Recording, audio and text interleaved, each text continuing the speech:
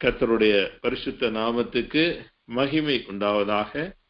ஆண்டவரும் அருமை இரட்சகருமாய் இருக்கிற இயேசு கிறிஸ்துவின் நாமத்தினாலே இந்த காலை ஜெபத்தில் இணைந்திருக்கிறதான தேவனுடைய மக்களாய் இருக்கிற ஒவ்வொரு விசுவாச ஜனங்களையும், பகுதி நேர முழு நேர ஊழியர்களையும், சுவிசேஷகர்களையும், போதகர்களையும், அருமையாய் இருக்கிற ஒவ்வொரு வாலிப பிள்ளைகள் ஒவ்வொருத்தரையும் இயேசு கிறிஸ்துவின் நாமத்தினாலே நான் வாழ்த்துகிறேன், ஆசீர்வதிக்கிறேன். இந்த காலை நேரத்துல கூட நாம் வேதத்தை, கர்த்தருடைய வார்த்தையை நாம் தியானிக்க போகிறோம். இந்த நாளிலும் மத்தேயு எழுதின நற்செய்தி நூல் 6ஆம் அதிகாரம் 33வது வசனத்தின்படி இந்த நாளிலே நாம் வேத வசனங்களை நாம் தியானிக்க போகிறோம். மத்தேயு எழுதின நற்செய்தி நூல் 6ஆம் அதிகாரம் 33வது வசனம் நான் உங்களுக்காய் வாசிக்கிறேன். முதலாவது தேவனுடைய ராஜ்யத்தையும் அவருடைய நீதியையும் தேடுங்கள், அப்பொழுது இவைகள் எல்லாம் உங்களுக்கு கூட கொடுக்கப்படும். முதலாவது தேவனுடைய ராஜ்யத்தையும் அவருடைய நீதியும் தேடுங்கள், அப்பொழுது இவைகள் எல்லாம் உங்களுக்கு கூட கொடுக்கப்படும். இந்த அருமையான வார்த்தைக்காக நான் கர்த்தரை துதிக்கிறேன். இந்த மாதம், மார்ச் மாதம், உங்களுக்கு நன்மைகள் எல்லாம் கூட கொடுக்கப்படக்கூடிய ஒரு மாதமாய் இருக்க போகிறது. ஆசீர்வாதங்கள் கூட கொடுக்கப்படக்கூடிய ஒரு மாதமாய் இருக்க போகிறது. கிருபைகள் கூட கொடுக்கப்படக்கூடிய ஒரு மாதமாய் இருக்க போகிறது. இவை எல்லாவற்றுக்கும் மேலாக என் தேவனுடைய தயவு உங்களுக்கு கூட கொடுக்கப்படக்கூடிய ஒரு மாதமாய் இருக்கிறது. இந்த வசனத்தின் முந்தின வசனங்களை நான் வாசிக்கும் பொழுது, ஆகையால் எண்ணத்தை உண்போம், எண்ணத்தை குடிப்போம், எண்ணத்தை உடுப்போம் என்று கவலைப்படாதிருங்கள், இவைகளை எல்லாம் அஞ்ஞானிகள் நாடி தேடுகிறார்கள், இவைகளெல்லாம் உங்களுக்கு வேண்டியவைகள் என்று உங்கள் பரமபிதா அறிந்திருக்கிறார். முதலாவது தேவனுடைய ராஜ்யத்தையும் அவருடைய நீதியை தேடுங்கள், அப்பொழுது இவைகள் எல்லாம் உங்களுக்கு கூட கொடுக்கப்படும் என்று இந்த வார்த்தையை நாம் பார்க்கிறோம்.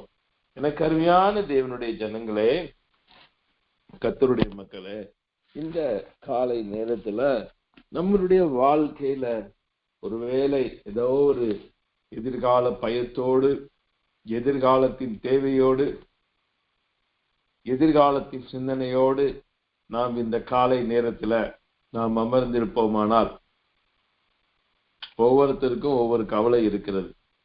இந்த மார்ச் மாதம் வந்துட்டாலே வியாபார தொழில் செய்கிறவர்களுக்கு ஒரு கவலை உண்டு. இது என்ன கவலை? இந்த மாதம் ஒரு இயர் எண்டிங் என்று சொல்லக்கூடிய அக்கவுண்ட் எல்லாம் க்ளோஸ் பண்ணி ஏப்ரல் மாதத்துல புதிய கணக்குகளை அவர்கள் ஆரம்பிக்கிறவர்களாய் இருக்கிறார்கள். அப்போ ஒவ்வொரு மாதத்திலும் அவர்களுக்கு தேவைகள் இருக்கலாம், பண தேவைகள் இருக்கலாம், பண வரத்துகள் தேவையாய் இருக்கலாம். அதை குறித்து கவலை நிறைந்த ஒரு மனிதர்களாய் கூட அவர்கள் தேவ சமூகத்துல அமர்ந்திருக்கலாம். அப்போ அந்த கவலை ஒரு மனிதனை ஒடுக்கும். மனுஷனுடைய இருதயத்தில் இருக்கிற கவலை அவனை ஒடுக்கும் என்று வேதத்துல நாம் பார்க்கிறோம். அதனாலதான் இந்த இடத்துல தெளிவாய் சொல்லப்பட்டிருக்கிறது, கவலைப்படாதிருங்கள் என்று. அப்போ இந்த நேரத்துல ஒருவேளை ஏதோ ஒரு கவலையோடு, நீங்க ஒரு துக்கத்தோடு, ஒரு கவலையின் நிமித்தம் நீங்க கர்த்தருடைய வார்த்தையை நீங்க கேட்டுக்கொண்டிருக்கலாம். இல்லை என்றால் ஒரு சின்ன கவலையாவது உங்க உள்ளத்துல இருந்து கொண்டே இருக்கலாம். இயேசு கிறிஸ்துவின் நாமத்தினாலே அவருடைய ஊழியக்காரராகிய அடியே நான் சொல்லுகிறேன், ஒரு தேவ மகிமையும் ஒரு தேவ பிரசன்னமும் உங்களோடு இருந்து எல்லா கவலைகளையும் அது எடுத்து போடட்டும்.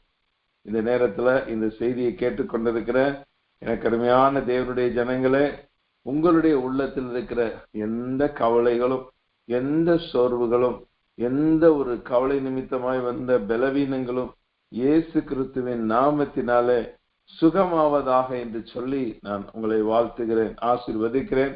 அநேகர் உங்களுடைய கவலைகளிலிருந்து வெளிவருகிறதை என்னுடைய ஆவியிலே நான் உணர்கிறேன். இப்படியாக அநேக காரியங்கள் இதுல சொல்லப்பட்டிருந்தா கூட ஒரு முக்கியமான ஒரு காரியம்,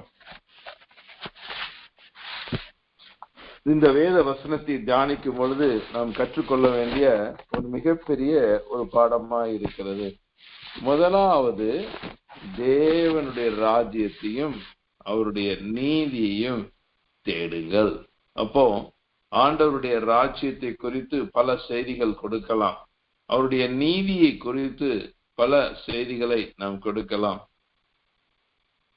முதலாவது இந்த நீதியை நிறைவேற்று என்று சொல்லி நாம் வேதத்துல யோவான் ஸ்நானகனிடம் இயேசு கிறிஸ்து ஞான ஸ்நானம் பெற வந்த பொழுது இயேசு அவனுக்கு பிரதியுத்தரமாக, இப்பொழுது இடம் கொடு, இப்படி எல்லா நீதியும் நிறைவேற்றுவது நமக்கு ஏற்றதா இருக்கிறது. அப்பொழுது அவருக்கு இடம் கொடுத்தான் என்று சொல்லி, ஞான ஸ்நானம் என்கிற ஒரு காரியம் கர்த்தருக்கு நீதி செலுத்துகிற ஒரு காரியமா இருக்கிறதை நாம் பார்க்கிறோம். அது மாத்திரமல்ல, தேவனுடைய நாமத்தை துதித்து, தேவனுடைய நாமத்தை ஸ்தோத்தரித்து, நம்முடைய உதடுகளின் காளைகள் ஆகிய ஸ்தோத்திர பலிகளை சொல்லுவது ஒரு நீதியாய் இருக்கிறது. அப்போ அநேக தேவனுடைய நீதி வேதத்துல சொல்லப்பட்டிருக்கிறது. நான் கர்த்தரை அதிகாலையில துதிப்பது ஒரு நீதி. கர்த்தரை நாம் அதிகாலையில தேடுவது ஒரு மிகப்பெரிய ஒரு நீதியாய் இருக்கிறது. இந்த காலை நேரத்துல இரண்டாவதாக நான் சொல்லுகிறேன், இந்த காலை நேரத்திலே இந்த இருட்டோடு ஜெபத்துல இணைந்திருக்கக்கூடிய எல்லாரையும் நான் இயேசு கிறிஸ்துவின் நாமத்தினாலே நான் மீண்டும் உங்களை வாழ்த்துகிறேன். நீங்கள் கர்த்தருடைய நீதியை, இந்த கர்த்தருடைய நீதி என்பது இந்த அதிகாலையிலே தேடுவதும் அவரை ஆராதிப்பதும் ஒரு நீதியாய் இருக்கிறபடினால நீங்க கர்த்தரையே தேடி வந்திருக்கிறீங்க. அதனால இயேசு கிறிஸ்துவின் நாமத்தினாலே உங்களுக்கு எல்லா விதமான நன்மைகளும் எல்லா விதமான ஆசீர்வாதங்களும் உங்களுக்கு வருவதாக. இப்பொழுதும் அநேகர் இந்த ஜெபத்தில் இணைந்திருக்கிறவங்க, நீங்க ஒருவேளை நேற்று இரவு நடந்த அருமையான SSK சாமுவேல் ஐயாவுடைய அந்த குடும்ப ஃபங்க்ஷன்ல கலந்து கொண்டவர்களாய் அதுல ஈடுபட்டு டிராவல்ல இருக்கலாம். ஒருவேளை உங்களுக்கு சின்ன அந்த டிராவல் டயர்டோடு கூட இந்த வார்த்தைகளை நீங்க கேட்டுக்கொண்டிருக்கலாம். அதனால இன்றைக்கு கர்த்தருடைய சித்தத்தின்படி நம்ம குறித்த நேரத்திற்கு முன்பதாகவே கர்த்தர் ஏவினால் தேவனுடைய வார்த்தைகளை நாம் தியானித்து நம்ம நிறைவு செய்ய போகிறோம். நாம் இந்த நாளிலே கர்த்தரை தேடினதின் நிமித்தம், அவருடைய நீதியை தேடினதின் நிமித்தம், குறிப்பாக கர்த்தரை தேடுதல் நிமித்தம் ஒரு அருமையான ஒரு மனிதன், ஒரு ராஜா, அவன் பெற்ற நன்மைகளை எல்லாம் நாம் சுருக்கமாக தியானித்து, மிகவும் சுருக்கமாக தியானித்து இந்த காலை நேரத்துல இதுல இணைந்திருக்கிறவர்களுக்காக விசேஷமாய் நான் ஜெபிக்க போகிறேன். 2 நாளாகமத்தின் புஸ்தகம் 26ஆம் அதிகாரம் 1 முதல் 15 வரைக்கும் ஒரு வேத பகுதி இந்த இடத்துல சொல்லப்பட்டிருக்கிறது.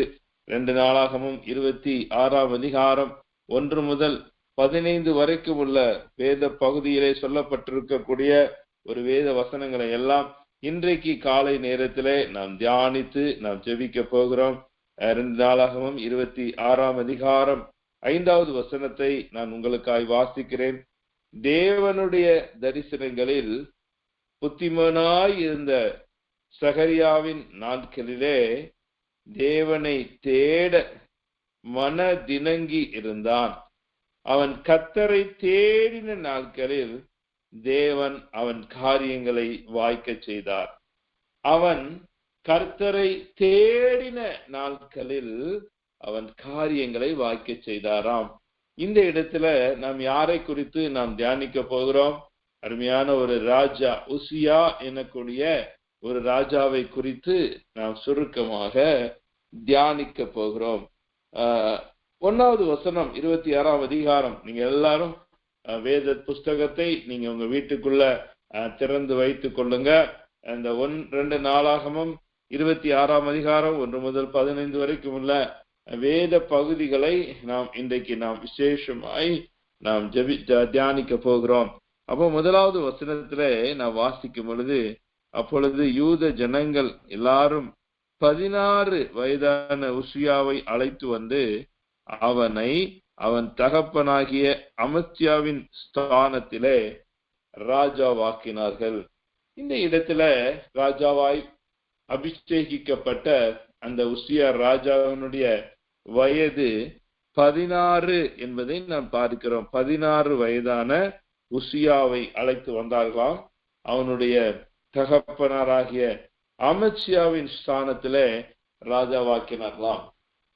இந்த இடத்துல நாம் முக்கியமாய் தியானிக்க வேண்டிய, முக்கியமாய் கற்றுக்கொள்ள வேண்டிய ஒரு முக்கியமான ஒரு பகுதி என்னவென்றால், அந்த 16 வயது என்பது 16 டீன் ஏஜை குறிக்கக்கூடிய ஒரு காரியமாய் இருக்கிறது. இளம் பருவ அந்த பிரயாத்தை குறிக்கக்கூடிய ஒரு காரியமாய் இருக்கிறது. இந்த உசியா ராஜா எந்த விதமான அரசியல் அனுபவங்கள் இல்லாதபடி, எந்த ஒரு அரச குடும்பத்திலிருந்து வந்திருந்தாலும், ஒருவேளை அரசியல் குடும்பத்திலிருந்து, அரசு குடும்பத்திலிருந்து அவர் ராஜாவாக தோன்றினதின் நிமித்தம் அபிஷேகப்பட்டிருந்தாலும் கூட, எந்த ஒரு முன் அனுபவமும் இல்லாதபடி, எந்த ஒரு போரும் அவர் செய்யாதபடி இருந்த ஒரு இளம் வயது ராஜாவாய் இருந்ததை இங்கே நாம் பார்க்கிறோம். ராஜா தன் பிதாக்களோடு நித்திரையடைந்த பின் இவன் ஏலோதை கட்டி அதை திரும்ப யூதாவின் வசமாக்கி கொண்டான். உசியா ராஜாவாகிற போது 16 வயதாய் இருந்து 52 வருஷம் எருசலேமிலே அரசாண்டான். 52 வருஷம் எருசலேமிலே அரசாண்டான். எருசலேம் நகரத்தாலான அவன் தாயின் பேர் இக்கோலியாள். அவன் தன் தகப்பனாகிய அமத்சியா செய்தபடியெல்லாம் கர்த்தரின் பார்வைக்கு செம்மையானதை செய்து. அப்ப இந்த உசியா ராஜா 16 வயதிலே அவன் ராஜாவாக அபிஷேகிக்கப்பட்டு 52 வயது அல்ல, 52 வருடம் அவன் அந்த எருசலேமை அரசாண்டான் என்று சொல்லி நாம் பார்க்கிறோம். கிட்டத்தட்ட 16 வயதிலே அரசாண்ட ஒரு அரசு பதவிக்கு வந்த ராஜாவாக வந்த அந்த உசியா ராஜா கிட்டத்தட்ட தன்னுடைய 16உடன் 52 கூட்டும் பொழுது கிட்டத்தட்ட 68 வயது வரைக்கும் 68 வயது வரைக்கும் அவன் எருசலேமை மிகவும் திறமையாய் அரசாண்டதை குறித்து சொல்லப்பட்டிருக்கிறது.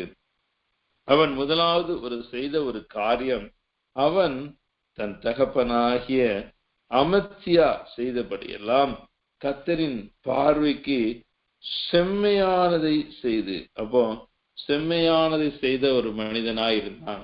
இந்த நாளிலே இந்த இருட்டோட ஜெபத்திற்கு வந்திருக்கிற எனக்கு அருமையான தேவனுடைய ஜனங்களே, நீங்களும் கூட உங்க வாழ்க்கையில செம்மையான காரியங்களை எல்லாம் செய்வதற்காக நீங்க அழைக்கப்படுகிறீங்க. செம்மையான காரியங்கள் அவருடைய தகப்பனார் செய்தபடியே செம்மையான காரியங்கள் எல்லாம் செய்தானாம். அப்போ செம்மையான காரியங்கள் என்பது அந்த முந்தின அதிகாரத்திலே 25ஆம் அதிகாரத்திலே சொல்லப்பட்டிருக்கிற ஒரு முக்கியமான ஒரு காரியம் என்ன என்று பார்த்தால், அவன் அந்த அமத்சியா ராஜா அநேக விக்கிரக காரியங்களை எல்லாம் தேசத்திலிருந்து எடுத்து போட்ட ஒரு மனிதனாய் இருந்தான். அதற்கு முன்னிருந்த அவனுடைய முன்னோர்களின்படி அந்த எல்லா விதமான பொல்லாத கிரியைகளை தேவ சமூகத்தில இருந்து எடுத்து போட்ட ஒரு ராஜாவாய் இருந்தபடினால அந்த அமத்சியா ராஜாவுடைய மகனாகிய உசியா ராஜாவும் அவன் பாத்தீங்கன்னா நிறைய நன்மைகளை பெறும்படியாக தன்னுடைய வாழ்க்கையில் இருந்த அநேக விக்கிரக கிரியைகள் விக்கிரக காரியங்களை எல்லாம் எடுத்து போட்ட ஒரு மனிதனா இருந்தான். இந்த காலை நேரத்துல விக்கிரக வணக்கம் மாத்திரம் ஒரு மனிதனை அழிவுக்கு நேராக கொண்டு போகக்கூடிய ஒரு காரியம் அல்ல. அநேக விக்கிரக கிரியைகளுக்கு ஒப்பான காரியங்கள் நம்முடைய வாழ்க்கையில இருக்கலாம். வேத வசனம் சொல்லுகிறது, என்னை காட்டிலும் நீ எதை அதிகமாய் நேசித்தாலும் அது விக்கிரகம் என்று சொல்லப்படுகிறது. இந்த காலை நேரத்துல நீங்க ஒரு நிமிடம் உங்களை சிந்தித்து பார்க்க நீங்க அழைக்கப்படுகிறீங்க. ஒருவேளை உங்க வாழ்க்கையில இது போன்ற கர்த்தரை தவிர அதிகமாய் நேசிக்கக்கூடிய, கர்த்தரை தவிர அதிகமாய் ஆராதிக்கக்கூடிய விக்கிரக கிரியைகள் என்ன உங்களிடத்தில் உண்டு என்று நீங்கள் சோதித்து பார்ப்பதற்கு நீங்க அழைக்கப்படுகிறீங்க. அப்போ செம்மையானதை செய்த ஒரு மனிதனாய் இருக்கிறார். எனக்கு அருமையான தேவனுடைய ஜனங்களே, இந்த மாதத்துல உடைய காரியங்கள் எல்லாம் வாய்க்கணுமா? உடைய காரியங்கள் எல்லாம் வாய்ப்பதற்காக நீங்க பிரயாசப்பட்டு கொண்டிருக்கிறீங்களா? முதலாவது உங்க வாழ்க்கையில செம்மையானதை செய்வதற்கு, செம்மையான காரியங்களை செய்வதற்கு நீங்க அழைக்கப்படுகிறீங்க. செம்மையான நன்மைகளை நீங்க செய்து நீங்க நன்மைகள் பெறும்படியாக நீங்க அழைக்கப்படுகிறீங்க. அப்போ முதலாவது செம்மையானதை செய்தவனாய் இருந்தான். இரண்டாவதாவது தேவனுடைய தரிசனங்களில் புத்திமானாய் இருந்த சகரியாவின் நாட்களிலே தேவனை தேட மனது இணங்கி இருந்தான். அடுத்தபடியாக ஒரு முக்கியமான காரியம், தேவனை தேடும்படியாக மனது இணங்கி இருந்தானாம். இந்த நாளிலே இருட்டோட ஜெபத்துல நீங்க கர்த்தரை தேடும்படியாக மனது இணங்கி தேவ சமூகத்துல வந்திருக்கிறீங்க. அந்த மனது இணங்கி இருத்தல் என்பது மிகப்பெரிய ஒரு ஆசீர்வாதம், ஒரு மிகப்பெரிய ஒரு நன்மையாய் இருக்கிறது. வேதத்துல இன்னொரு வசனம் உண்டு, இணங்குதல் பெரிய குற்றங்களை கூட ஒன்றுமில்லாமல் செய்து போய்விடுமா. அப்ப இணங்குதல் என்பது ஒரு மிகப்பெரிய நன்மைக்கு அடையாளமாக இருக்கிறது. இந்த காலை நேரத்துல உங்களுடைய மனது எல்லாம் இன்னும் கர்த்தரை தேடுவதற்கும், இன்னும் கர்த்தரை துதிப்பதற்கும், முதலாவது தேவனுடைய ராஜ்யத்தை இன்னும் அதிகமாய் தேடுவதற்கும் அது அர்ப்பணிக்கப்படுவதாக என்று சொல்லி, இரண்டாவதாக மனது இணங்கி இருக்கிற காரியத்துக்காக நான் உங்களை நோக்கி நான் ஜெபிக்கிறேன். உங்களை நோக்கி இணங்கும்படியாக. சில நேரத்துல சில நேரம் உங்களுக்கு டயர்ட் இருக்கலாம், பலவீனம் இருக்கலாம், சோர்வு இருக்கலாம், இன்னும் நீங்க கர்த்தரை தேடக்கூடாதபடி வேற தடைகள் கூட உங்களுக்கு வரலாம். எப்பமெல்லாம் உங்களுக்கு தடைகள் வருகிறதோ, எப்பெல்லாம் தடைகளை நிமித்தம் நீங்க கஷ்டப்படுகிறீங்களோ, அப்பமெல்லாம் நீங்க கர்த்தரை தேடுவதற்கு மனது இணங்கும்படியாக நான் உங்களை கேட்கிறேன். மனது இணங்க இணங்க தேவன் உங்களுடைய வாழ்க்கையில மிகப்பெரிய அற்புதங்களை செய்வார். மூன்றாவதாக அவன் கர்த்தரை தேடின நாட்களில் அவன் காரியங்களை எல்லாம் வாய்க்க பண்ணினாராம். எனக்கு அருமையான கர்த்தருடைய ஜனங்களை, மூன்றாவதாக நீங்க இந்த காலை நேரத்துல தேவ சமூகத்துல வந்திருக்கிறீங்க. உங்க காரியங்கள் எல்லாம் வாய்ப்பதாக இந்த இடத்துல, இந்த இருட்டோட ஜபத்துல தன்னுடைய பிள்ளைகளுடைய படிப்புக்காக இந்த மாதம் +2 தேர்வுகள் நடைபெற்று கொண்டிருக்கிறது. 11ஆம் வகுப்பு தேர்வும் ஆரம்பிக்க போகிறது. 10ஆம் வகுப்பு தேர்வு எல்லாம் ஆரம்பிக்க போகிறது. அநேக பள்ளிக்கூடங்களில ரிவிஷன் டெஸ்ட் நடந்து கொண்டு இருக்கிறது. தேர்வுகளுக்காக ஜனங்கள் ஆயத்தப்பட்டு கொண்டு இருக்கிறாங்க. அப்போ இந்த நாளில உங்க பிள்ளைகளுக்காக கூட நீங்க கர்த்தரை தேடி வந்திருக்கிறீங்க. அநேக பிள்ளைகளுக்காக தேடி வந்திருக்கிற எனக்கு அருமையான கர்த்தருடைய ஜனங்களை, முதலாவது உங்க வீட்டின் காரியங்கள் வாய்க்கட்டும். இரண்டாவது உங்களுடைய குடும்பத்தின் காரியங்கள் எல்லாம் வாய்க்கட்டும். நீங்க தனிப்பட்ட முறையில பிரயாசப்படுகிற காரியங்கள் எல்லாம் வாய்க்கட்டும்னு சொல்லி இயேசு கிறிஸ்துவின் நாமத்தினால அந்த தீர்க்க தரிசன வார்த்தையை நான் உங்களுக்கு சொல்லுகிறேன். இந்த செய்திக்கு பிறகு நேகருடைய வாழ்க்கையில காரியங்கள் எல்லாம் வாய்ப்பதாக, குடும்ப காரியங்கள் எல்லாம் வாய்ப்பதாக, தேவ மகிமை ஒரு பிரசன்னம் இந்த இடத்தை நான் நிரப்புகிறத பார்க்கிறேன். நான் செபித்து இந்த காலை நேரத்துல சொல்லுகிற இந்த வார்த்தை நிமித்தம் அநேகருடைய வீட்டுல காரியங்கள் எல்லாம் வாய்க்க போகிறது. ஒரு இடத்தை வாங்கணும்னு சொல்லி நீங்க எவ்வளவோ பிரயாசப்பட்டு கொண்டு இருக்கிறீங்க. உங்க பிரயாசம் இயேசு கிறிஸ்துவின் நாமத்தினால வாய்ப்பதாக. ஒரு வீட்டை கட்ட வேண்டும் என்று சொல்லி நீங்க பிரயாசப்பட்டு கொண்டு இருக்கிறீங்க. அந்த பிரயாசம் எல்லாம் இயேசு கிறிஸ்துவின் நாமத்தினால அது வாய்ப்பதாக. ஒரு சொத்தை விற்க வேண்டும், அது நிமித்தம் சில பண சகாயங்களை பெற வேண்டும்னு சொல்லி நினைக்கிற எனக்கு அருமையான தேவனுடைய பிள்ளைகளை, உங்களுடைய சொத்து நிமித்தம் ஒரு மிகப்பெரிய ஒரு ஐஸ்வர்யம் அது உங்கள் இடத்துல கடந்து வர போகிறது. எத்தனையோ முறை முயற்சித்தும் நடைபெறாத நன்மைகள் எல்லாம் இயேசுவின் நாமத்தினால அது உங்களுக்கு நடைபெறுவதாக, இயேசுவின் நாமத்தினால அது நடைபெறுவதாக என்று சொல்லி நான் வாழ்த்தி உங்களை எல்லாம் இந்த நேரத்துல தீர்க்க தரிசனமாய் சொல்லுகிற இந்த காரியத்தின்படி உங்க காரியம் எல்லாம் வாய்ப்பதாக. தொழில் காரியத்துல சில முயற்சிகளை செய்து இது வாய்க்க வேண்டும்னு சொல்லி சிலர் பிரயாசப்பட்டு கொண்டு இருக்கிறத நான் ஆவியில உணர்கிறேன். சிலர் எல்லாம் சில குடும்பத்துல சில தொழில் காரியத்துக்காக, சில வேலை காரியத்துக்காக நீங்க முயற்சி கொண்டு இருக்கிறத இந்த காலை நேரத்துல என்னுடைய ஆவியில நான் உணர்கிறேன். இந்த காலை நேரத்துல இயேசு கிறிஸ்துவின் நாமத்தினால, ஜெயம் கொடுக்கிற இயேசு கிறிஸ்துவின் வல்லமையுள்ள நாமத்தினால உங்க காரியம் எல்லாம் வாய்ப்பதாக, உங்க குடும்ப காரியம் வாய்ப்பதாக, தொழிலுக்காக எடுக்கக்கூடிய மிகப்பெரிய பிரயாசம் அது வாய்ப்பதாக. இந்த நேரத்துல பிள்ளைகளுடைய படிப்புக்காக, பிள்ளைகளுடைய கல்விக்காக நீங்க எடுக்கிற எல்லா பிரயாசம் வாய்ப்பதாக. சிலர் எல்லாம் உங்க பிள்ளைகளுக்கு வேலைக்காக நீங்க பிரயாசப்படுகிறீங்க, உங்க பிள்ளைகளுக்காக சில முயற்சிகளை நீங்க பண்ணி கொண்டு இருக்கிறத நான் பார்க்கிறேன். உங்க பிள்ளைகளுக்கு ஒரு காரியம் ஜெயமா வருவதை நான் பார்க்கிறேன். உங்க பிள்ளைகளுக்கு மாத்திரம் அல்ல, சில அரசு பணி உத்தரவுகள் எல்லாம் அது உங்களிடத்துல வருகிறத, உங்களிடத்தில் நன்மையாய் கடந்து வருகிறத நான் ஆவியில உணர்கிறேன். இயேசுவின் நாமத்தினால இந்த காலையில சொல்லப்பட்ட எல்லா தீர்க்க தரிசன வார்த்தைகள் எல்லாம் நிறைவேறுவதாக. லடா ரமா டுக்க துடா அந்தடாலா ரதிடி லிவடா டிக்க துரா நிம்மி லிபிட்ரா திடாலா கந்தர துடதர மனந்தரவா லே ரஹாத்தோ ஷத டஹாந்தலா உரா விலி தினா ரீ தனா லிக துர்ரெ தினி வலாக்கரவலவரவா.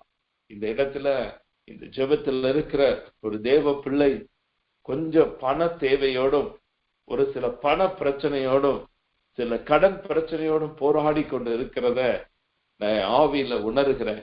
இந்த வார்த்தை உங்களுக்கு நேராகத்தான் வருகிறது எனக்கு அருமையான சகோதரனே, உனக்கு நேராகத்தான் வருகிறது எனக்கு ஒரு சகோதரியே. ஆனா உன்னுடைய கடன் பெரிய அளவுல இருக்கிறது, உன்னுடைய பண தேவையோ பெரிய அளவுல இருக்கிறது. ஆனா உன்னிடத்துல இருக்கிறது கொஞ்சம் தான், உன்னிடத்துல இருக்கிறது கொஞ்சம் தான். இன்னைக்கு நான் இயேசு கிறிஸ்துவின் நாமத்தினால, அந்த ஊழியர் என்று சொல்லுகிற அந்த அதிகாரத்தினால நான் ஜெபிக்கிறேன்.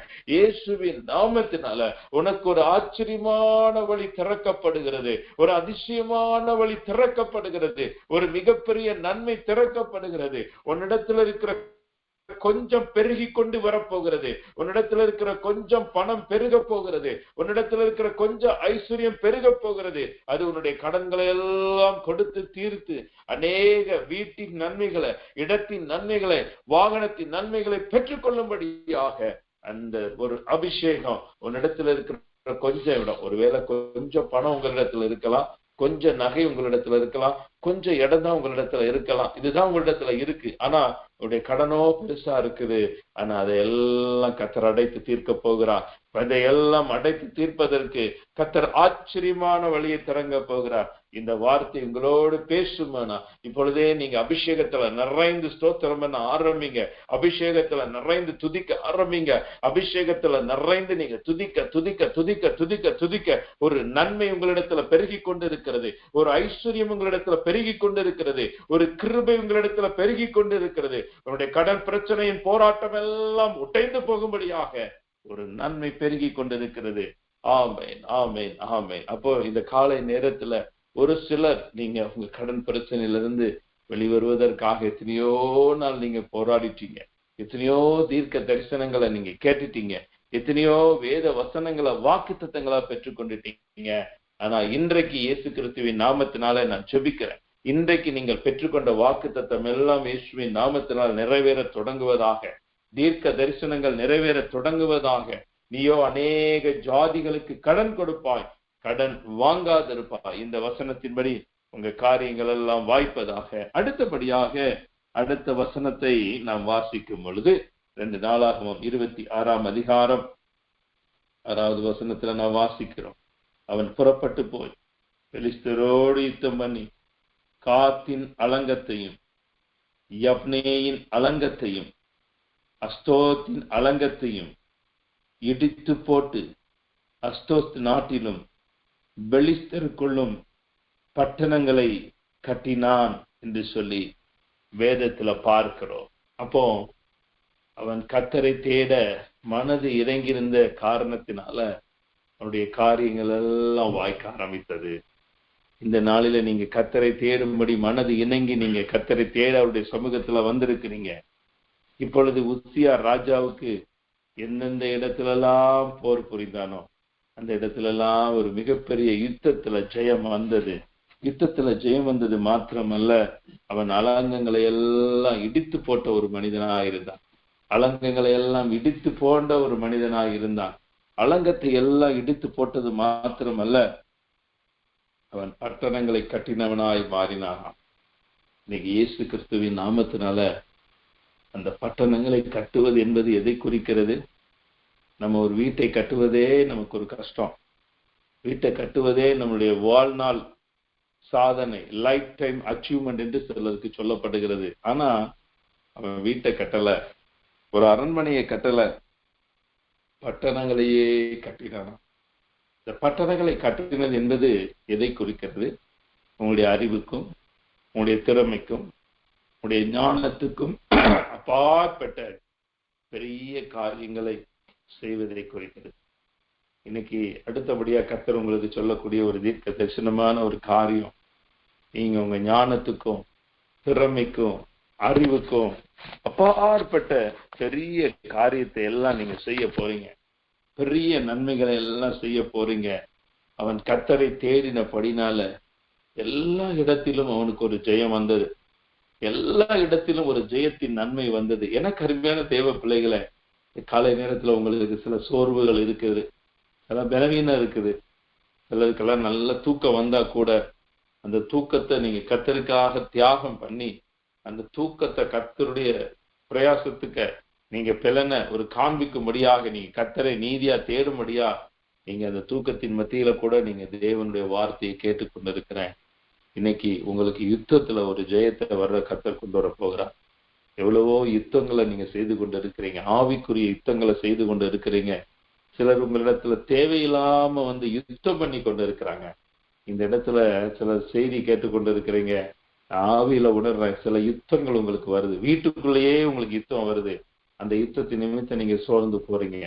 அந்த யுத்தங்கள் சில வார்த்தை பட்டய குத்து போன்ற சில வார்த்தைகள் உங்களை தேடி வரும் பொழுது நீங்க எவ்வளவா சோர்ந்து போறீங்க, நீங்க எவ்வளவா சோர்ந்து போய் கண்ணீர் விட்டு கொண்டு இருக்கிறீங்க.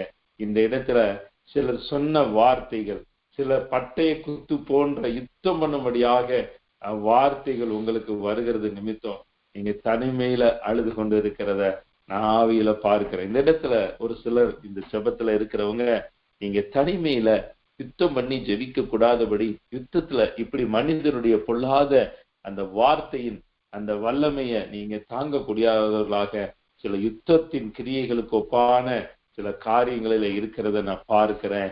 இன்னைக்கு கர்த்தர் உங்களுக்காக யுத்தம் பண்ண போகிறார். இன்னைக்கு கர்த்தர் உங்களுக்காக யுத்தம் பண்ண போகிறார். தேவ ஜனமே, கர்த்தருடைய ஜனமே, உனக்கு ஒரு யுத்தத்தை என் தேவனே நடத்தி கொடுத்து, எப்படி அந்த உசிய ராஜா ஏறெடுத்த எல்லா பிரயாசங்களில எல்லா முயற்சிகளில யுத்தத்துல ஜெயம் வந்ததோ அப்படியே உனக்கும் ஒரு ஜெயம் வருகிறது. ஒரு மிகப்பெரிய ஜெயத்தின் நன்மையை கர்த்தர் கொடுக்கிறவராய் இருக்கிறார். அடுத்தபடியாக 7வது வசனத்தை நான் உங்களுக்காய் வாசிக்கிறேன். பெலிஸ்தரையும் குர்பாகாலிலே குடியிருக்கிற அரபியரையும் மெகுனரையும் வெல்ல தேவன் அவனுக்கு துணை நின்றார். இந்த வசனம் இப்படியாய் முடிகிறது, தேவன் அவனுக்கு துணை நின்றாராம். இந்த நேரத்துல, இந்த காலை நேரத்துல, இந்த இருட்டோட ஜெபத்துல இருக்கிற எனக்கு அருமையான தேவனுடைய ஜனங்களை, நீங்க ஜெயம் எடுப்பதற்கு கர்த்தர் உங்களுக்கு துணை நிற்பாராக. நிச்சயமா காலையில நீங்க கர்த்தரை தேடி வரும் பொழுது, காலையில நீங்க கர்த்தரை ஆராதிப்பதற்கு வரும் பொழுது கர்த்தர் உங்களுக்கு துணை நிற்கிற தேவனாயிருக்கிறார். நீங்க யுத்தத்துல துணை நின்று ஜெயம் எடுப்பதற்கு கர்த்தர் உங்களுக்கு துணை நிற்கிறவராயிருக்கிறார். இந்த காலை நேரத்துல தேவ சமூகத்துக்கு ஓடி வந்திருக்கு எனக்கு அருமையான தேவனுடைய ஜனங்கள், கர்த்தர் உங்களுக்கு துணை நிற்க போகிறார். யாக்கோபு என்னும் சிறு பூச்சியே, இஸ்ரவேலின் தேவனாய் இருக்கிற கர்த்தர் உன் வலதுகையை பிடித்து சொல்கிறதாவது, யாக்கோபு என்னும் சிறு பூச்சியே, நீ பயப்படாதே, நான் உனக்கு துணை நிற்கிறேன், நான் உனக்கு துணை நிற்கிறேன். இந்த வார்த்தை இந்த நேரத்துல சிலருக்கு நேராக வருகிறது. சிலர் எல்லாம் சில துணையை நம்பி நீங்க ஏமாந்து போயிட்டீங்க. இவங்க நம்மளுக்கு துணையா இருப்பாங்க, இவங்க நம்மளுக்கு துணையா இருந்து எந்த சூழ்நிலையிலும் நம்ம விட்டு பிரியாதபடி அவங்க உறுதியா இருந்து நமக்காக எவ்வளவோ காரியங்களை செய்வாங்கன்னு சொல்லி சில மனிதர்களை நம்பி ஏமாந்து நிற்கிறத நான் பார்க்கிறேன். சில மனிதர்கள், நீ பயப்படாத, எல்லா நேரத்திலையும் நான் உனக்கு துணை நிற்பேன்னு சொல்லி வஞ்சக வார்த்தைகளை சொல்லி, அந்த வஞ்சக வார்த்தை நிமித்தம் சில நன்மைகளை, சில ஆசீர்வாதங்களை இழந்து நிற்கிற அநேக பிள்ளைகளை நான் ஆவியில உணர்கிறேன். இயேசுவின் நாமத்தினால எப்படி யுசியா ராஜாவுக்கு கர்த்தர் துணை நின்றாரோ, இனி கர்த்தர் உங்களுக்கு தனியாய் நிற்க போகிறார். உத்தமனுக்கு கர்த்தர் துணை, உத்தமனுக்கு கர்த்தர் துணை. இந்த நாளில நீங்க உங்களுக்கு துணையா இருந்து, என் காரியங்கள் எல்லாம் எனக்கு உண்மையா இருந்து, இவன் எனக்கு ஒரு நன்மை செய்வான், இவன் நிமித்தம் எனக்கு நன்மை உண்டாகும்னு சொல்லி சில துணைகளை நிமித்தம் சில சஞ்சலங்கள், சில வருத்தங்கள், சில நன்மைகளை இழந்தவர்களா நீங்க கண்ணீர் விட்டு கொண்டு இருக்கிறீங்க. சிலர் வஞ்சக பேச்ச பேசி, நான் துணையா நின்று உனக்கு எல்லா காரியத்தையும் செய்யறேன், நீ தைரியமா இருந்து சொல்லி உங்களுக்கு வார்த்தையை சொல்லி வாக்கு கொடுத்து இன்னைக்கு ஏமாற்றுது நிமித்தம் நீங்க சஞ்சலத்தோடு இருக்கிறீங்க அல்லவா?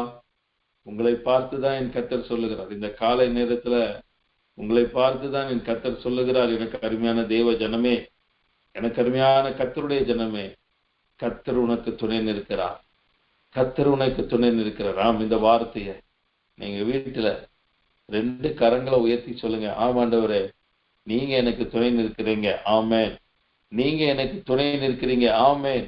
நீங்க எனக்கு துணை நிற்கிறீங்க, ஆமேன் என்று சொல்லி, எனக்கு அருமையான தேவ ஜனங்களே, உசியா ராஜாவுக்கு கர்த்தர் துணை நின்றது போல இன்னைக்கு கர்த்தர் உங்களுக்கு துணை நிற்க போகிறார். இன்னைக்கு கர்த்தர் உங்களுக்கு துணை நிற்க போகிறார்.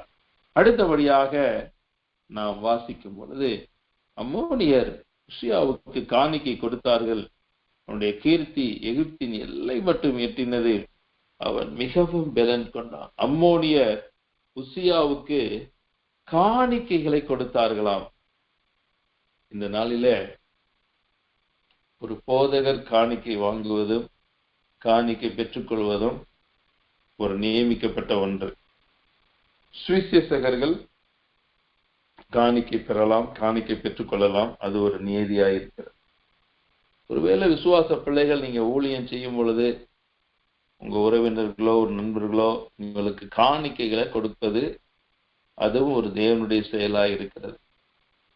இந்த இடத்துல அம்மோனியர்கள் உசியாவுக்கு காணிக்கைகளை கொடுத்தார்களாம். இந்த இடத்துல நீங்க முக்கியமாய் தெரிந்து கொள்ள வேண்டிய ஒரு வேத பகுதி, அம்மோனியர் கர்த்தருடைய ஆலயத்துக்கும் கர்த்தருடைய சபைக்கும் 7ஆம் தலைமுறைக்கும் உட்படலாகாது.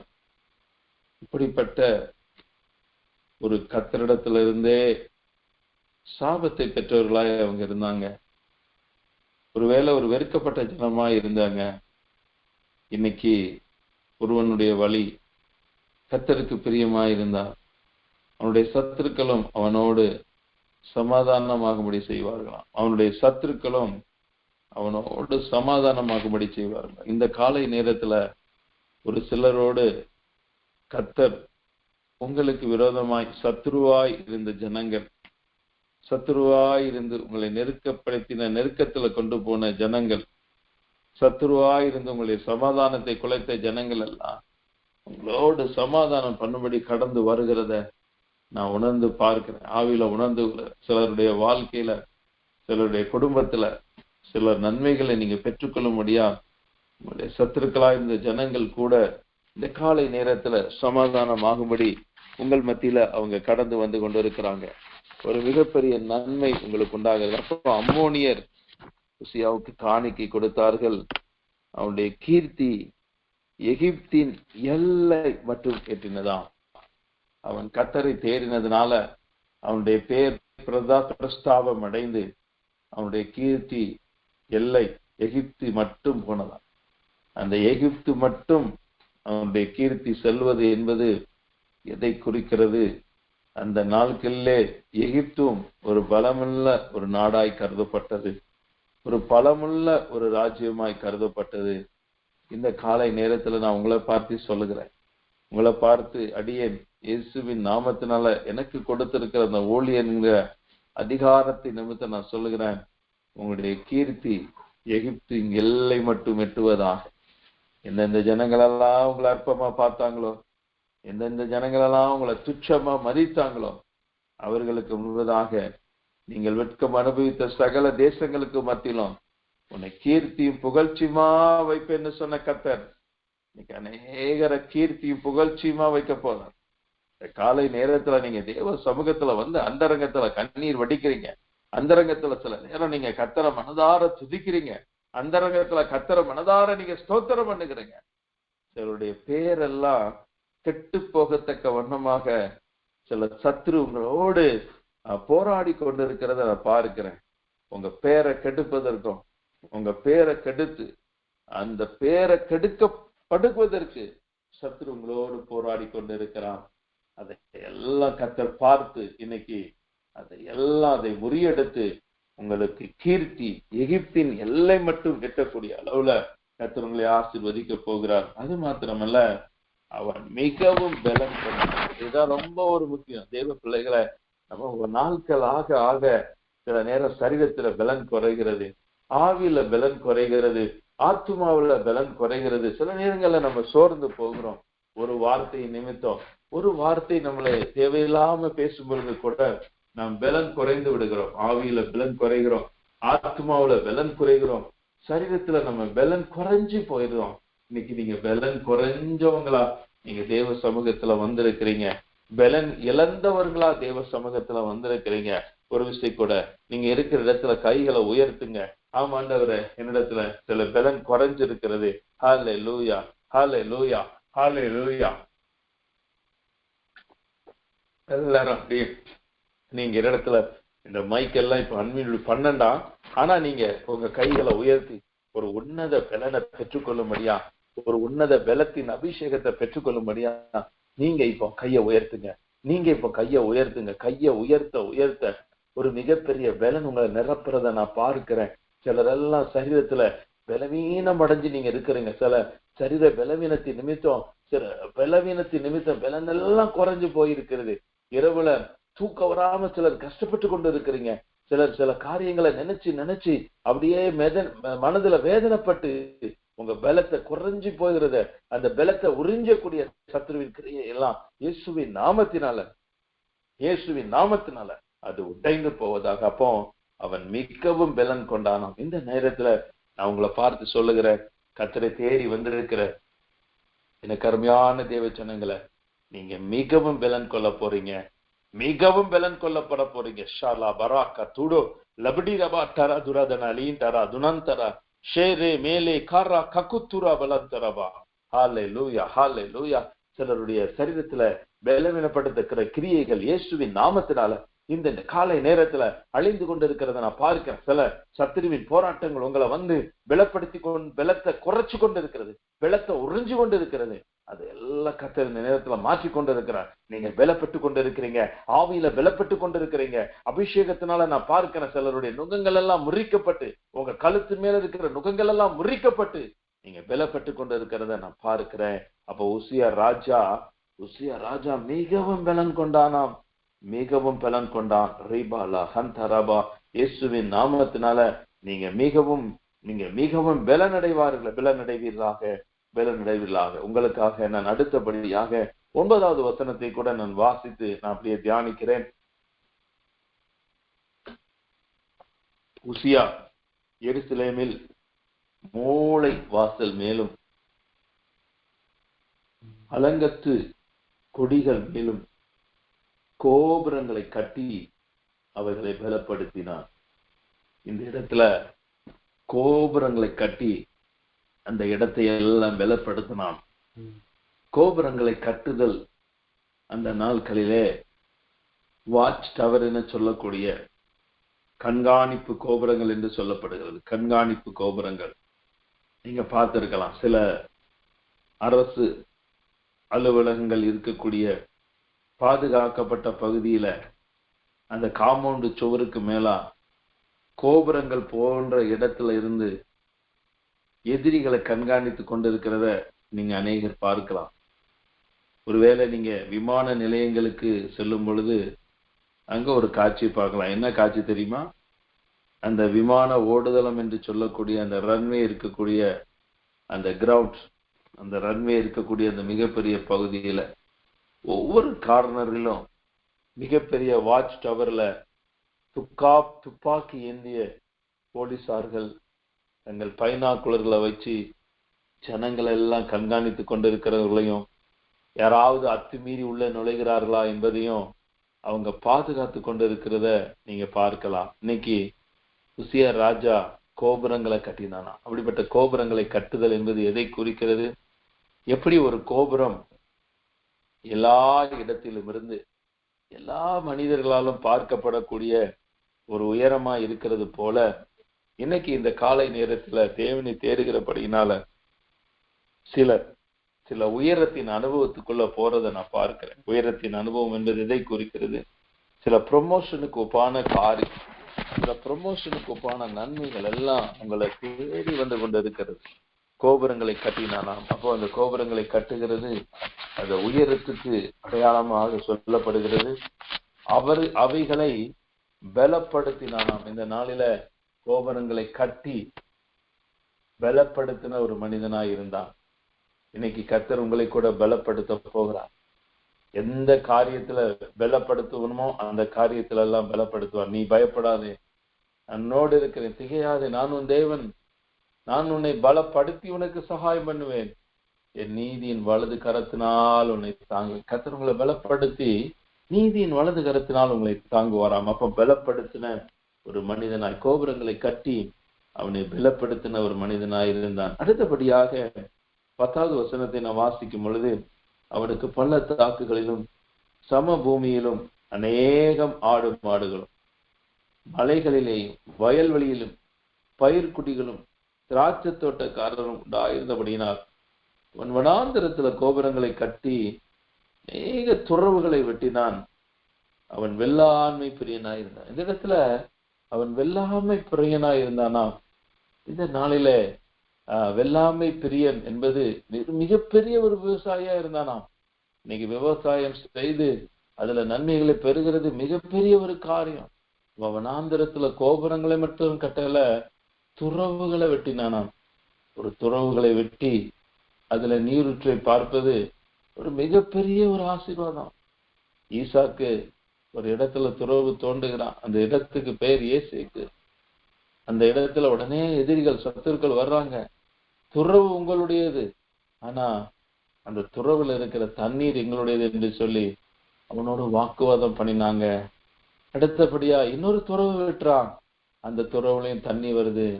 அந்த இடத்துல சித்துனா அந்த இடத்துல போய் இந்த துறவு உன்னிடமா இருக்கலாம், ஆனா தண்ணீர் எங்களுடையது என்று சொல்லி கலகம் பண்ணினாங்க. அப்ப முதல் துறவுல ஒரு வாக்குவாதம், 2வது துறவுல ஒரு கலகம். இப்படியாக அந்த துறவுகளை தோண்டும் பொழுது பல கஷ்டங்களை பட்டுதான் துறவு தோன்றாங்க. தோண்டின இடத்துலலாம் தண்ணி வருது.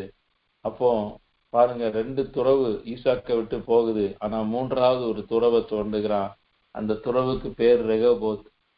நாம் தேசத்தில் பழகும்படி கர்த்தர் நமக்கு இடம் உண்டாக்கினார் என்று சொல்லி ரெகோபோத்னு சொல்லி அந்த துறவுகளை தோண்டினானாம். அப்ப துறவுகள் தோண்டுதல் என்பது எதை குறிக்கிறது? உங்களுடைய ஜப வாழ்க்கையை குறிக்கிறது. சோர்ந்து போகாமல் ஜெபிக்கக்கூடிய ஜப வாழ்க்கையை குறிக்கிறது. அப்ப துறவுகள் வெட்டுதல் என்பதும் துறவுகள் தோண்டுதல் என்பதும் எதை குறிக்கிறது? உங்க வாழ்க்கையில ஜப வாழ்க்கை.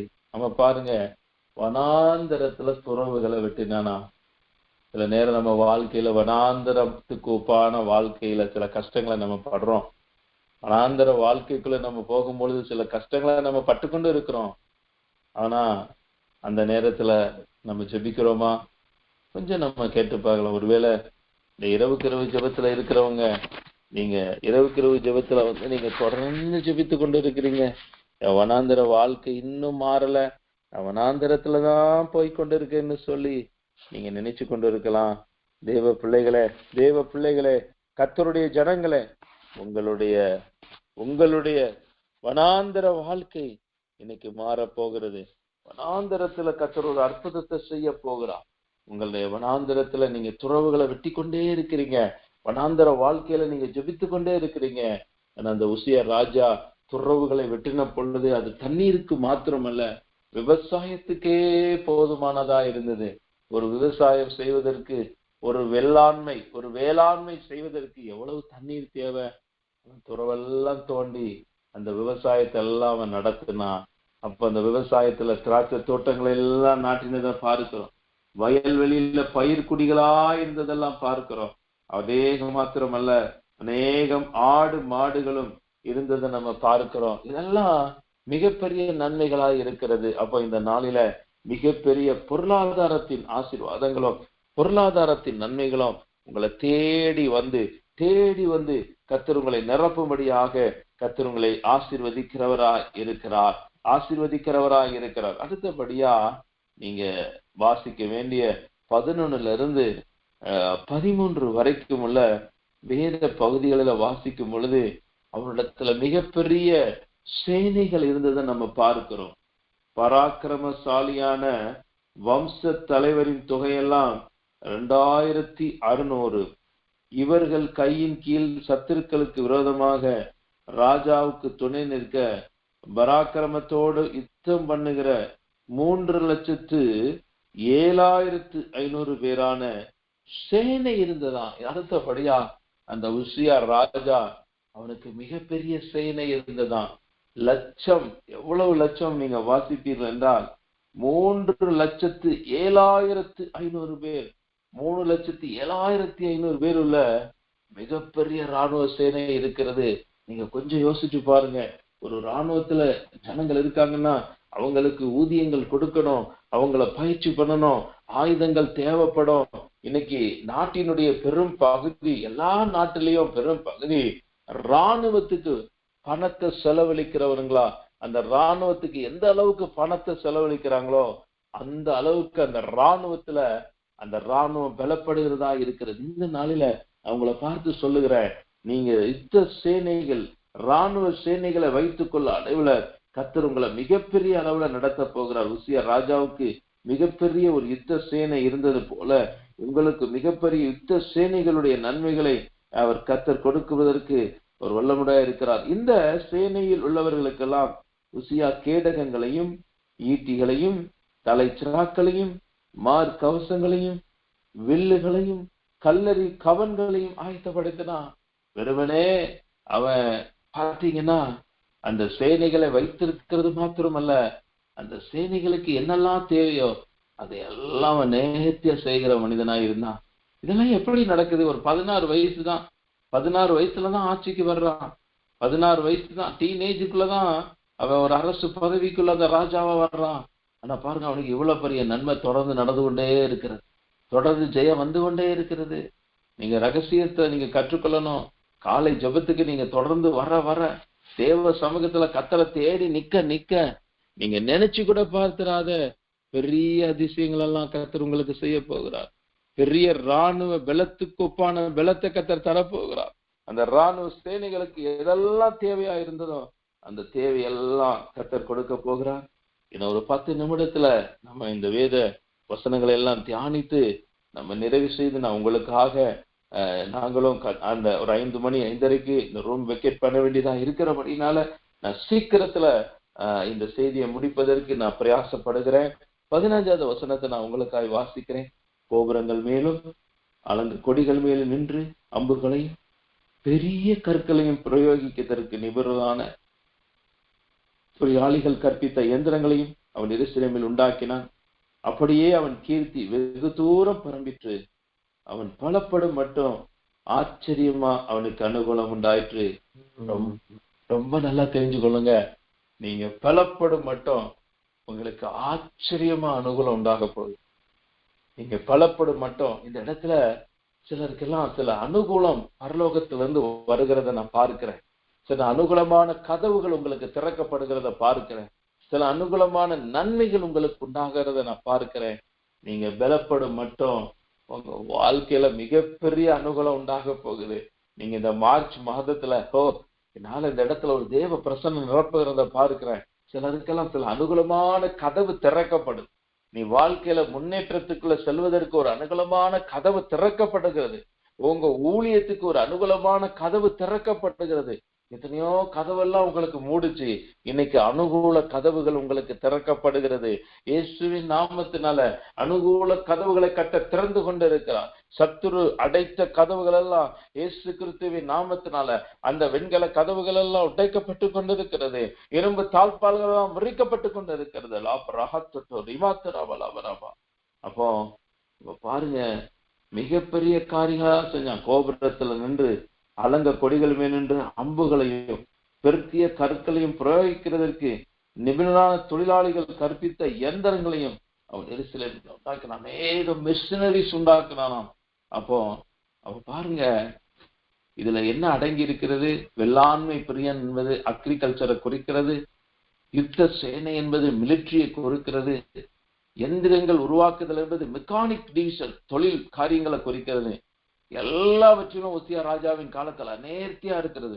விவசாயம் ஒரு பக்கம் நல்லா நடந்துகிட்டு இருக்குது. ராணுவ சேனைகள் அப்படியே பலப்பட்டு கொண்டு இருக்கிறாங்க. நல்ல எந்திரங்கள் அந்த எல்லாம் உருவாக்கக்கூடிய அளவுல கர்த்தர் அவனை ஆசீர்வதிக்கிறார். வனாந்தரத்துல துறவுகளை தோண்டி அந்த இடத்துல எல்லாம் தேசமே செழிக்குது. அப்போ இன்னைக்கு நான் உங்களை பார்த்து ஒரு தீர்க்க தரிசன வார்த்தையை சொல்றேன். முதலாவது தேவனுடைய ராஜ்யத்தையும் அவருடைய நீதியும் தேடுங்கள், அப்பொழுது இவைகள் எல்லாம் உங்களுக்கு கூட கொடுக்கப்படும். கருமையான தேவ ஜனங்களை, உசியா ராஜாவுடைய வாழ்க்கையில எல்லாம் கூட கொடுக்கப்பட்டு கொண்டே இருந்தது. கூட கூட கூட கூட கொடுக்கப்பட்டு கொண்டே இருந்தது. இன்னைக்கு நான் வாழ்த்தி ஆசீர்வதிக்கிறவங்கள, உங்க வாழ்க்கையில நீங்க பலப்படும் மட்டும் ஆச்சரியமான அனுகூலங்கள் உங்களுக்கு உண்டாவதாக, ஆச்சரியமான நன்மைகள் அவனுக்கு உண்டாவதாக. அடுத்தபடியா இவ்வளவு காரியம் உசியா ராஜா வாழ்க்கையில நடந்துச்சு.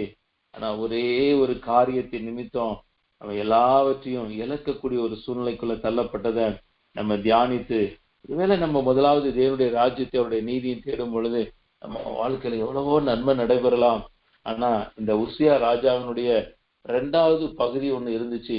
அந்த 2வது பகுதி நமக்கு வேண்டவே வேண்டாம். அந்த 2வது பகுதியின் வாழ்க்கை நமக்கு வேண்டவே வேண்டாம்.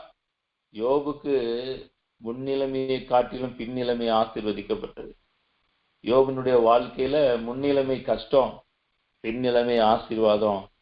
இங்க உசியா ராஜாவுடைய வாழ்க்கையில முன்னிலைமை ஆசீர்வாதம், பின்னிலைமை ஒரு போராட்டத்துக்குள்ள போச்சு, பின்னிலைமை வெறுமைக்குள்ள போச்சு. ஒரே ஒரு சின்ன காரியம் தான், அதை நான் வாசிச்சு நான் உங்களுக்காக ஜெபித்து நான் நிறைவு செய்ய போகிறேன். அவன் பலப்பட்ட போது தனக்கு கேடுண்டாக மட்டும் அவன் மனமேட்டிமையாக. இதுதான் பாருங்க, சில நேரங்கள்ல தேவ சமூகத்துல ஜெபிக்கிறோம், தேவ சமூகத்துல ஸ்தோத்திரம் பண்றோம், எவ்வளவோ நன்மை வருது. வந்த உடனே ஒரு சின்ன மனமேட்டிமை பெரிய அழிவுக்குள்ள கொண்டு போகுது. இன்னைக்கு நான் உங்களை பார்த்து அன்பா கேட்கிறேன், சிலரெல்லாம் நீங்க கஷ்டப்பட்டு கொண்டு இருக்கிறீங்க. முன்னிலைமையில நீங்க ஆசீர்வாதமா இருந்தீங்க, பின்னிலைமையில நீங்க கஷ்டப்பட்டு கொண்டு இருக்கிறேன். ஆனா நான் உங்களை பார்த்து சொல்றேன், ஏன் உங்க மனமேட்டிமை அதற்கு ஒரு காரணமா இருக்கக்கூடாது? இந்த காலை நேரத்துல நீங்க ஒப்பு கொடுத்து ஜெபிக்க மாட்டீங்களா? என்னோட நீங்க ஜெபம் பண்ண போறீங்க. ஒருவேளை உங்க வாழ்க்கையில ஏதோ ஒரு மனமேட்டிமை நிமித்தம் சில நன்மைகளை நீங்க இழந்தவங்களா, சில ஆசீர்வாதங்களை இழந்தவங்களா, நீங்க துக்கத்திலும் வேதனையிலும் நீங்க சஞ்சலப்பட்டு கொண்டிருக்கலாம். நான் உங்களை பார்த்து சொல்றேன், உங்க மனமேட்டிமை எந்த காரியமா இருந்தாலும் சரி, நீங்க இன்னைக்கு அறிக்கை பண்ணி நீங்க ஜெபம் பண்ண போறீங்க. அவன் மனமேட்டிமை நிமித்தம் தேவனுடைய ஆலயத்துக்குள்ள அவன் தூபம் காட்டுவதற்கு பிரவேசித்தானா, அந்த நாட்களில ஆசாரியர்கள் மாத்திரம்தான் அந்த தேவனுடைய பிரஸ்தானத்துக்குள்ள போகணும், தேவனுடைய ஆலயத்துல பிரவேசிக்கணும். அவங்களுக்கு தான் அந்த உரிமை. ஆனா புதிய ஏற்பாட்டு நாட்கள்ல நம்ம அநேக ஊழியங்களை செய்கிறதா இருந்தாலும் இந்த ஒரு காரியம் எதை குறிக்கிறது? தேவனுடைய பிரமாணங்கள் கட்டளைகளை கை கொள்ளுகிற காரியத்தை குறிக்கக்கூடிய ஒரு காரியமா இருக்கிறது. என்னை எல்லாவற்றிலும் ஆசீர்வதிச்சுட்டார், ஏன் நான் தூபம் காட்டக்கூடாதுன்னு சொல்லி மனமேட்டிமை ஆகி துணிகரமா அவன் சொன்னத நிமித்தம் என்ன நடந்தது அப்படின்னு பாத்தீங்கன்னா, அவன் அந்த உசியா ராஜா 21வது வசனம், ராஜாவாகி உசியா தன் மரண நாள் மட்டும் குஷ்டரோகியா இருந்து கர்த்தருடைய ஆலயத்துக்கு புறம்பாக்கப்பட்டபடினா ஒரு தனித்த வீட்டில குஷ்டரோகியாய் வாசம் பண்ணினான். பாருங்க, எவ்வளவு பெரிய நன்மையை பெற்றவன், எவ்வளவு பெரிய ஆசீர்வாதத்தை பெற்றவன். ஒரு சின்ன மனமேட்டிமை நிமித்தம் எல்லாத்தையும் இழந்து போயிட்டானே. இன்னைக்கு இந்த கடைசி ஜெபத்துக்குள்ள நம்ம வரப்போறோம். இப்ப நான் நிறைவு பண்ண போறேன், நேரத்தின் காரணமாக நான் நிறைவு பண்ண போறேன். இப்போ மைக்கெல்லாம் அன்மியூட் பண்ண போறாங்க. நீங்க ஜெபம் பண்ண ஆரம்பிங்க. ஒரு விஷயம் கூட ஏதாவது மனமேட்டிமை உங்க இடத்துல இருக்குதா? நீங்க அப்படியே நீங்க சிந்தித்து பாருங்க. ஆண்டவரே, இந்த மனமேட்டிமை என்னிடத்துல இருந்துச்சுப்பா, நான் மனமேட்டிமையான தேவையில்லாத வார்த்தைகளை பேசி இருக்கிறேன், மனமேட்டிமையாய் பெருமை வார்த்தைகளை நான் பேசி இருக்கிறேன், என்ன மன்னிங்கன்னு சொல்லி இந்த நேரத்துல நீங்க இருக்கிற இடத்துல அப்படியே முழங்கால் படியிட ஆரம்பிங்க. இருக்கிற இடத்துல அப்படியே முழங்கால் படியிட்டு ஒரு 5 நிமிடத்துக்குள்ள இந்த ஆராதனை நம்ம நிறைவு செய்ய போகிறோம், செய்தியை நிறைவு செய்ய போகிறோம். இன்னைக்கு நம்ம வாசித்தபடி முதலாவது தேவனுடைய ராஜ்யத்தையும் அவருடைய நீதியும் தேடுங்கள், அப்பொழுது இவைகள் எல்லாம் உங்களுக்கு கூட கொடுக்கப்படும். நீங்க கூட கூட நன்மைகள் பிளஸிங்க பெற்றுக்கொண்டே இருக்கணும், ஆசீர்வாதத்தை பெற்றுக்கொண்டே இருக்கணும், கிருபையை பெற்றுக்கொண்டே இருக்கணும், அபிஷேகத்தை பெற்றுக்கொண்டே இருக்கணும். எல்லாரும் முழங்கால் படியிடுங்க. தேவ சமூகத்துல முழங்கால் படியிட முடிஞ்சவங்க எல்லாம் முழங்கால் படியிடுங்க. அந்த பரலோகத்துக்கு நேராக உங்க கையை ஏறிடுங்க. எங்களை கிருபையாய் நேசிக்கிற நல்ல பிதாவே, இந்த காலை நேரத்திற்காக மனதாரோம் துதிக்கிறோம், மனதாரோம் ஸ்தோத்திரிக்கிறோம். ஆண்டவரே, முதலாவது தேவனுடைய ராஜ்யத்தையும் அவருடைய நீதியின் தேடுங்கள், அப்பொழுது இவைகள் எல்லாம் உங்களுக்கு கூட கொடுக்கப்படும். இவைகள் எல்லாம் உங்களுக்கு கூட கொடுக்கப்படும். இந்த காலை நேரத்துல எந்த சூழ்நிலையில, எந்த இடத்துல இருந்து, என்ன நிலைமையில இருந்து இந்த வார்த்தைகள் எல்லாம் கேட்டாங்க என்பதை என்ன காட்டிலும் தேவன் நீங்க நன்றாய் அறிந்திருக்கிறீங்கப்பா. இன்னைக்கு சொல்லப்பட்ட வார்த்தை எல்லாம் அப்படியே அவங்களுக்கு நிறைவேறட்டும். சொல்லப்பட்ட நன்மைகள் எல்லாம் அப்படியே அவர்களுக்கு நிறைவேறட்டும். ஆண்டவரே, மனமேட்டிமைக்காக தன்னை தாழ்த்தி ஜெபித்தவர்களுக்கெல்லாம் ஒரு கிருபை பெருகட்டும்னு சொல்லி இந்த நாளிலே நாங்கள் ஜெபிக்கிறோம். ஆண்டவரே, இந்த இருட்டோடு ஜெபத்துல, இந்த இருட்டோடு ஜெபத்துல கலந்து உம்மை துதித்து ஆராதித்து வார்த்தைகளை கேட்ட ஆண்டவரே, எல்லார் மீது ஒரு தேவ தயவு தங்குவதாக. அவன் கர்த்தரை தேடின நாட்களிலெல்லாம் அவன் காரியம் வாய்த்தது போல இந்த காலை நேரத்துல ஜெபித்த என் ஜனங்களுடைய எல்லா காரியம் வாய்ப்பதாக, யுத்தத்துல ஜெயம் வருவதாக. என் கர்த்தர் துணை நிற்பீராக, அவர்களை பலப்படுத்துவீராக. ஆண்டவரே, வெள்ளாண்மை பிரியனாய் இருந்து மிகப்பெரிய நன்மைகளை பெற்றது போல மிகப்பெரிய நன்மைகளை பெற்றுக்கொள்ளட்டும்னு சொல்லி ஜெபிக்கிறேன். ஒரு பலப்படும் மட்டும் ஆச்சரியமாய் அனுகூலம் உண்டானது போல ஆச்சரியமாய் அனுகூலம் உண்டாவதாக. ஆண்டவரே, நேற்றைய தினத்துல நடைபெற்ற எபி சாம்ராஜ் அருமையான அவர் தம்பதிகளுக்கு கொடுத்த அருமையான மகளுக்காக நான் ஸ்தோத்திரம் பண்ணுகிறேன். அருமையான இந்த பிள்ளை 3வது ஆண்டவரே பிறந்த நாளை காண்பதற்கு கர்த்தர் உதவி செஞ்சீங்க. அருமையான குடும்பத்தின் மக்களுக்கு, அருமையான ஊழியக்கார பிள்ளைகளுக்கு இன்னும் நீங்க நன்மைகளை செய்யுங்கப்பா. இன்னும் இந்த நன்மைகளை கொடுத்து நீங்க ஆசீர்வதிங்கப்பா. கர்த்தர் ஆண்டவரே ஆசீர்வதித்து ஜெயம் எடுப்பதற்கு கர்த்தர் உதவி செய்யுங்க. அருமையான சம்பத் சாம்ராஜா அந்த தம்பதிகளுக்கு கொடுத்த அருமையான மகளுக்கு ஒரு பிரதிஷ்டை ஆராதனை, அந்த டெடிகேஷன் செரமனி அது நடைபெற்றது. ஆண்டவரே, பிள்ளை இன்னைக்கு உமக்காக பிரதிஷ்டை பண்ணப்பட்டிருக்கிறதுப்பா. இந்த பிள்ளைகளுக்கு நல்ல ஞானங்கள் கிருபைகளை கொடுப்பீராக.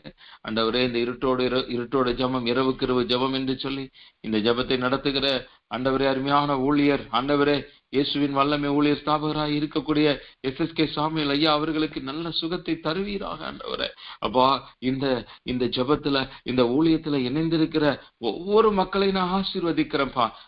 தன்னுடைய காணிக்கைகளினால இந்த ஊழியத்தை செய்து, காணிக்கைகளினால ஊழியக்காரர்கள் எல்லாம் தாங்குகிற எல்லா தேவ ஜனங்களை நான் ஆசீர்வதிக்கிறேன்ப்பா. தங்களுடைய பிரயாசத்துல இருந்து ஊழியத்துக்கு ஒத்தாசையா இருக்கக்கூடிய ஜனங்களுக்கு எல்லாம் கர்த்தர் நன்மை செய்வீராக. இந்த ஊழியத்தை நடத்துகிற கண்ட்ரோல் பண்ணக்கூடிய ஆண்டவரே டீம் மெம்பர்ஸ் எல்லாருக்கும் நான் ஜெபிக்கிறேன். இந்த ஊழியத்தில் இணைந்திருக்கிற எல்லார் மீதும் கரம் இருக்கட்டும். இந்த காலை நேரத்துல ஆண்டவரே இந்த ஜெபத்துல இணைந்து ஜெபித்துக் கொண்டிருக்கிறவர்களுக்கெல்லாம் கர்த்தர் எல்லா காரியங்களை வாய்க்க பண்ணுவீராக. அடியேனே உம்முடைய கரத்துல தருகிறப்பா. நான் பிரயோஜனமான ஊழியக்காரன். இன்னைக்கு வேத வசனங்களை மாத்திரமே நம்பி விதைத்திருக்கிறேன். ஆண்டவரே, அவன் பலப்படும் மட்டும் ஆச்சரியமாய் அவனுக்கு அனுகூலம் உண்டானது போல இந்த செய்தி கேட்டவர்களுக்கு பலப்படும் மட்டும் ஆச்சரியமாய் அனுகூலம் உண்டாவதாக. அனுகூலமான கதவுகள் திறக்கப்படுவதாக. அனுகூலமான நன்மைகள் உண்டாவதாக. அனுகூலமான ஆச்சரியமான காரியங்கள் நடக்கட்டும்னு சொல்லி இயேசு கிறிஸ்துவின் நாமத்தினால ஜெபிக்கிறோம். தேவ தயவின் கரம் கூட இருப்பதாக. இயேசுவின் மூலமாய் ஜெபிக்கிறோம் நல்ல பிதாவே. ஆமேன், ஆமேன், ஆமேன், ஆமேன்.